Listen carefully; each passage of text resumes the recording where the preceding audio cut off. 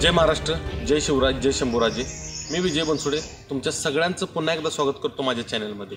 मित्रांनो, आज आपण पाहणार आहोत धर्मवीरगड। साक्षात छत्रपतींच्या रक्ताने पावन झालेला हा धर्मवीरगड। हे रक्त होतं त्यागाचं, धर्मरक्षणाचं आणि संपूर्ण समर्पणाचं। स्वराज्य रक्षक धर्मवीर छत्रपती संभाजी महाराज यांची हीच समर्पण गाथा आज आपण ऐकणार आहोत, पाहणार आहोत आणि जगण्याचा प्रयत्न करणार आहोत। किल्ले धर्मवीरगड महाराष्ट्रातील अहिल्यानगर जिल्ह्यात असलेला हा किल्ला पुणे शहरापासून 100 किलोमीटर तर दौंड या तालुक्याच्या ठिकाणापासून फक्त 15 किलोमीटर अंतरावरती आहे। तब्बल 200 एकर परिसरात पसरलेल्या विस्तीर्ण भुईकोट किल्ल्यावर जाण्यासाठी श्रीगोंदा तालुक्यातील पेडगावात यावे लागते। नगर जिल्ह्यातील पेडगावात असलेल्या पूर्वी पांडे पेडगावचा भुईकोट किल्ला असे संबोधले जात होते। पेडगावमध्ये पोचताच धर्मवीरगडाची बाहेरील तटबंदी आणि मुख्य कमानी प्रवेशद्वार आपल्या नजरेस पडते। किल्ल्यावर असलेली ही जागा म्हणजेच हत्तीमोट हीच ती जागा जिथे कवी कलश आणि छत्रपती संभाजी राजे यांना कैद करून आणले होते। हीच ती जागा जिथे मोगली गिधाडांनी स्वराज्याच्या छत्रपतींचे आतोनात हाल केले होते। याच दरबारामध्ये औरंगजेबाने छत्रपती संभाजी राजांचे डोळे काढण्याची आज्ञा दिली होती। त्यावेळी या किल्ल्याचं नाव बहादूरगड होतं, कारण औरंगजेबाचा सरदार बहादूर खानाच्या ताब्यात हा किल्ला असल्यामुळे इथेच औरंगजेब वास्तव्यास होता।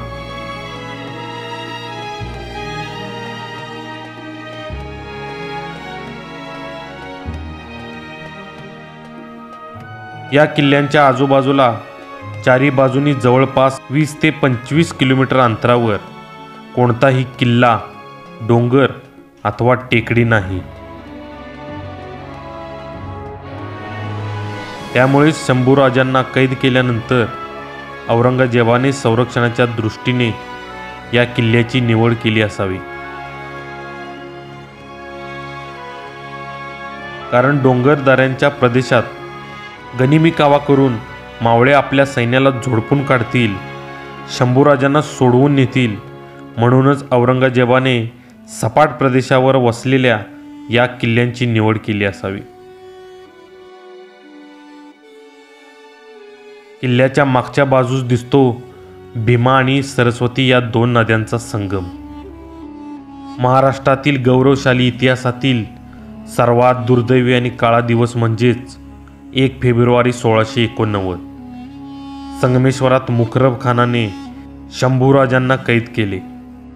त्यानंतर औरंगजेबाच्या आज्ञेवरून शंभूराजे आणि कवी कलशांना कराड, बत्ती, शिराळा, दौंड मार्गे याच किल्ल्यावर आणण्यात आले होते। इथेच इराणी पद्धतीच्या लोखंडी तख्ता, कुलाह आणि पोलादी साखळदंडांनी जखडवून शंभूराजे आणि कवी कलशांची उंटावरून धिंड काढण्यात आली होती। इथेच औरंगजेबाच्या दरबारात कवी कलशांनी शंभूराजांवर काव्य रचले होते। इथेच शंभूराजांचे आणि कवी कलशांचे डोळे काढण्यात आले होते। खरं तर महाराष्ट्रातील गौरवशाली इतिहासातला दुर्दैवी आणि काळा दिवस म्हणजे 1 फेब्रुवारी 1689 या दिवशी औरंगजेबाचा सरदार शेख निजाम म्हणजेच मुकरब खानानं छत्रपती संभाजी महाराजांना संगमेश्वरामध्ये कैद केलं आणि त्या संगमेश्वरामधून कैद केल्यानंतर छत्रपती संभाजी महाराजांना 2.5 ते 3 दिवसांमध्ये कराड, बत्ती, शिराळा मार्गे दौंड मार्गे या बहादूरगडावरती आणण्यात आले। छत्रपती संभाजी महाराजांना खरं तर इराणी पद्धतीच्या लाकडी, लोखंडी, पोलादी पद्धतीच्या ज्या साखळदंडांनी जखडवून उंटावरून धिंड काढत या बहादूरगडावरती त्या कमानीमधून आत आणण्यात आलं। मित्रांनो, ज्यावेळी छत्रपती संभाजी महाराजांना या गडावरती आणल्यानंतर औरंगजेब खुश झाला आणि त्याचं तख्त सोडून तो खाली गुडघ्यावरती बसला आणि वरती बघत शुक्रिया अदा करायला लागला। हा प्रसंग बघून शंभूराजे कविराजांना म्हणतात की कविराज, यावरती एखादं काव्य सुचतंय का? त्यावेळेस कवी कलशांना आश्चर्य वाटलं की आपण सध्या मरणाच्या दारात उभा आहोत, औरंगजेबाच्या दरबारात आहोत आणि छत्रपती संभाजी महाराज म्हणतायत की एखादं काव्य सुचतंय का. त्यावेळेस कवी कलशांनी एक काव्य रचलं होतं. ते जगप्रसिद्ध काव्य आहे. ते म्हणजे राजन तुम हो सांचे, खूप लढे तुम जंग, देख तुम्हारा तेज, तखत तेज औरंग. म्हणजे राजे काय लढला तुम्ही जंग, काय तुमचं ते शौर्य, काय तुमचा तो पराक्रम. तुमचं शौर्य आणि पराक्रम बघून अखंड खुद्द सल्तनीचा बादशाह औरंगजेब तख्त सोडून खाली गुडघ्यावरती बसलाय आणि वरती बघत शुक्रिया अदा करायला लागलाय. त्यावेळेस कवी राजांनी हे काव्य या बहादूरगडावरती रचलं होतं आणि ते जगप्रसिद्ध आहे. इतिहासाच्या पानावरती आज देखील अजरामर आहे. मित्रांनो, त्यावेळी छत्रपती संभाजी महाराजांना औरंगजेबाचा वजीर असद खानानं छत्रपती संभाजी महाराजांना 3 प्रश्न विचारले होते. आमच्या सरदारांपैकी कोणकोणते सरदार तुला सामील आहेत आणि स्वराज्याचा खजिना नक्की कोणत्या गडावरती आहे आणि हिंदू धर्म त्यागून इस्लाम धर्म स्वीकारणार का, असे 3 प्रश्न छत्रपती संभाजी महाराजांना त्यावेळी विचारण्यात आले. आणि छत्रपती संभाजी महाराज हे छत्रपती शिवरायांचा छावा होता. त्यावेळी छत्रपती संभाजी महाराजांनी त्यांचा शब्द कधीच मोडला नाही, कारण त्यांनी दिलेला शब्द ते कधीच मोडत नाहीत आणि दिलेला विश्वास ते कधीच खाली पडून देत नाहीत, कारण त्यांचा जगण्याचा नियमच वेगळा होता. एक टाइम मरण आलं तरी चालेल पण शरण कधीच जाणार नाही, असे आपले शंभूराजे होते. त्यावेळी मित्रांनो, याच बहादूरगडावरती सगळ्यात आधी कवी कलशांचे डोळे फोडण्यात आले, कारण की राजे घाबरून जातील, विचलित होऊन जातील आणि हिंदू धर्म त्यागून इस्लाम धर्म स्वीकारतील असे त्यांना वाटत होते. आणि मित्रांनो, छत्रपती संभाजी महाराज हे शिवरायांचा छावा होता आणि त्यांचा जगण्याचा नियमच वेगळा होता. आणि एक टाइम मरण आलं तर चालेल पण शरण कधीच जाणार नाही. पण मित्रांनो, याच बहादूरगडावरती छत्रपती संभाजी महाराजांवरती 40 दिवस अनन्वित अत्याचार केले. त्यातले काही 29 दिवस याच बहादूरगडावरती संभाजी महाराजांवरती अनन्वित अत्याचार केले. त्यांचे डोळे फोडण्यात आले, अंगावरचे कातडी सोलण्यात आली, नखे काढण्यात आली, जीभ हसडण्यात आली. असे अनन्वित अत्याचार, अनेक यातना शंभूराजांनी त्या ठिकाणी सहन केल्या.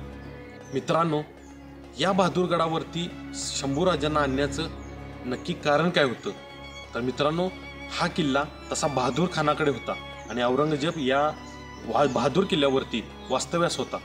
मित्रांनो, छत्रपती संभाजी महाराजांना याच बहादूरगडावरती का आणण्यात आलं, याचं नक्की कारण काय आहे, तर मित्रांनो, आपले मावळे होते ते डोंगर दड्या कपाड्यामध्ये दबाव ठिकून बसायचे आणि गनिमी कावा करायचे आणि ही मराठ्यांची मुख्य ताकद होती, गनिमी कावा. त्यामुळे औरंगजेबाला वाटत होतं की गनिमी कावा जर डोंगर दऱ्यासारख्या ठिकाणी आपण जर संभाजी महाराजांना घेऊन गेलो तर त्या ठिकाणी गनिमी कावा होईल आणि आपल्या सैन्यांना झोडपून काढतील आणि शंभूराजांना सोडवून घेऊन जातील. त्यामुळे या भुईकोट किल्ल्यावरती, बहादूरगडावरच्या भुईकोट किल्ल्यावरती, ज्या ठिकाणी 20 ते 25 किलोमीटरपर्यंत कोणताही टेकडी, डोंगर अथवा किल्ला या ठिकाणी नाही, त्यामुळे ही जागा सुरक्षित वाटली. त्यामुळे याच ठिकाणी शंभूराजांना घेऊन आणण्यात आलं. मित्रांनो, त्यावेळेचा पेडगावचा हा बहादूरगड म्हणजे छत्रपती संभाजी महाराजांच्या रक्ताने पावन झालेला हा धर्मवीर गड म्हणून सध्या आता आपण आहे ते म्हणजे धर्मवीर गडावरती. मित्रांनो, छत्रपती संभाजी महाराजांचे 40 दिवस अनन्वित अत्याचार करण्यात आले. त्यामधले 29 दिवस हे या बहादूरगडावरती त्यांच्यावरती अनेक अत्याचार केले आणि शंभूराजांना त्यावेळी अनेक यातना सहन कराव्या लागल्या.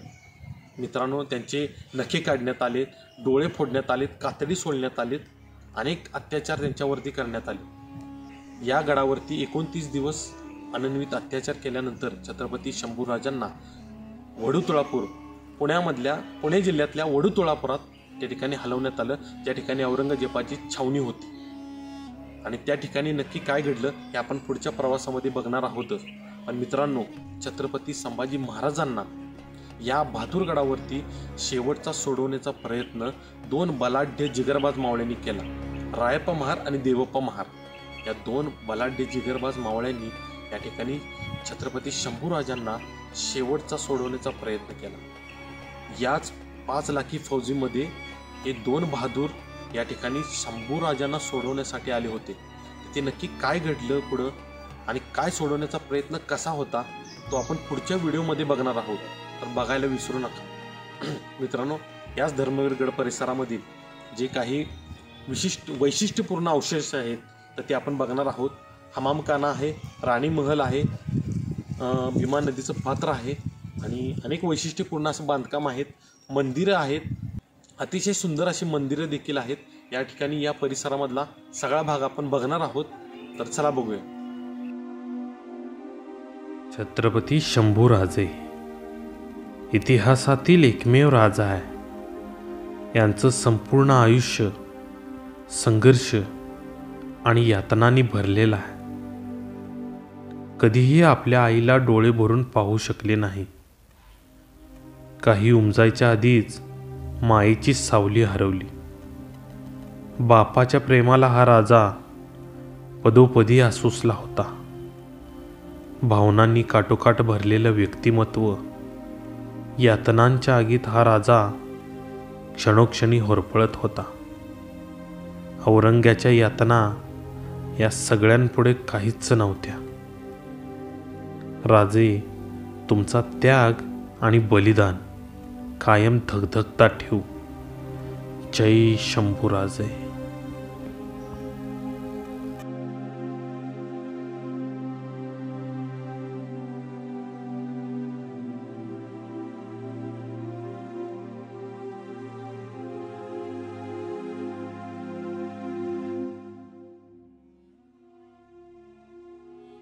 मित्रांनो, या गडावरती मोगल स्थापत्य शैलीचं काही बांधकाम आहे, ते आपण त्या ठिकाणी बघणार आहोत. तर जाऊया चला.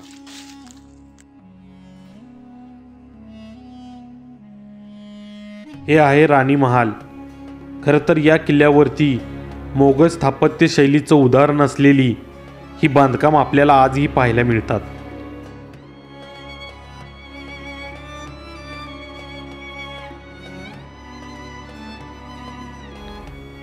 आणि याच किल्ल्याच्या बाजूला भीमा नदीचं पात्र आपल्याला पाहायला मिळते.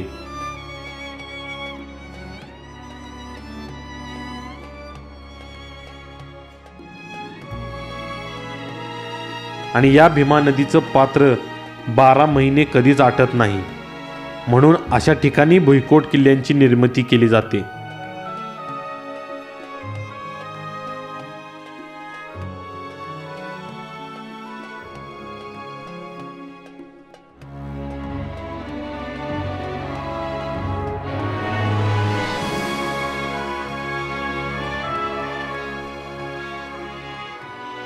किल्ल्यावर असलेली ही इमारत म्हणजेच हमामखाना. हमामखाना म्हणजेच राजे महाराजे यांचे खाजगी स्नानगृह. हे स्नानगृह इतके भव्य दिव्य आहे की आपण पाहताना अचंबित होऊन जातो.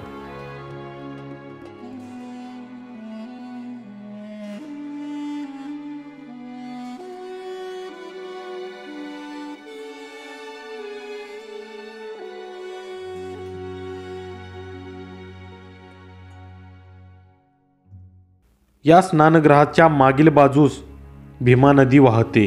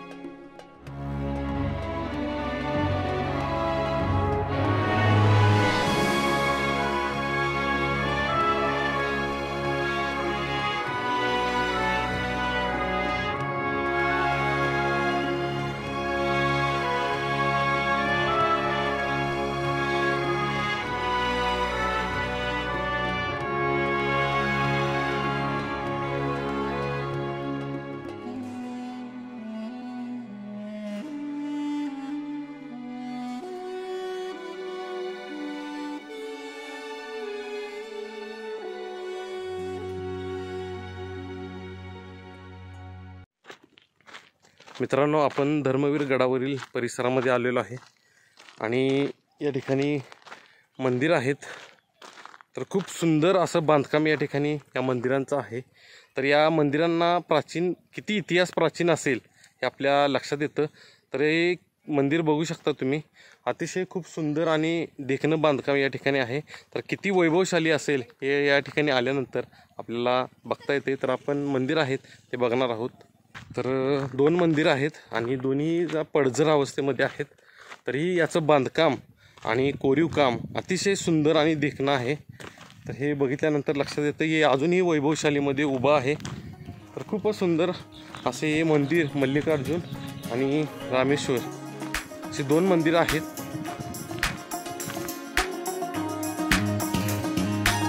या किल्ल्यावर असलेलं हे मल्लिकार्जुन महादेव मंदिर.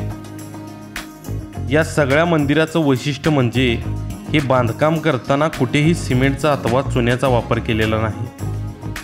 दगड एकमेकांवर रचून हे मंदिर तयार केले आहे. आपली संस्कृती किती अफाट आहे, प्राचीन आहे, वैभवशाली आहे याचं हे मूर्तिमंत उदाहरण म्हणजेच धर्मवीर गडावर पाहायला मिळणारी ही मंदिर.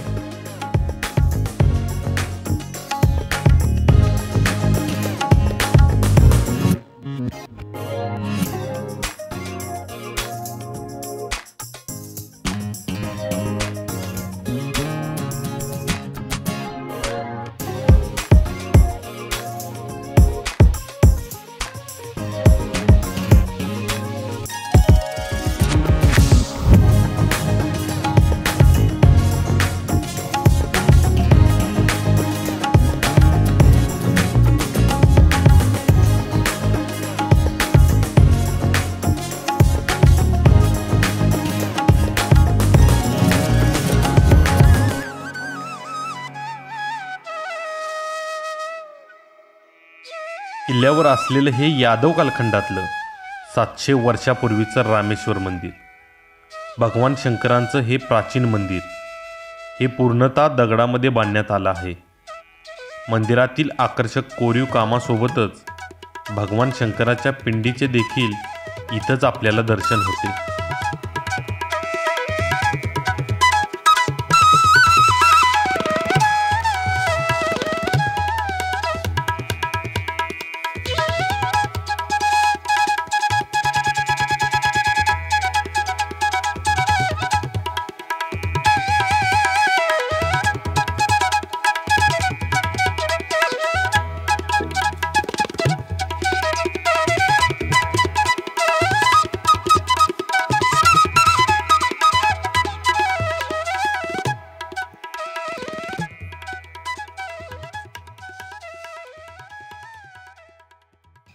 छत्रपती शंभूराजे आणि कवी कलशांचे डोळे काढल्यानंतर औरंगजेबाने त्याची छावणी पुणे जिल्ह्यातील इंद्रायणी भीमेच्या संगमावर असणाऱ्या वडूतुळापुरात हलवली.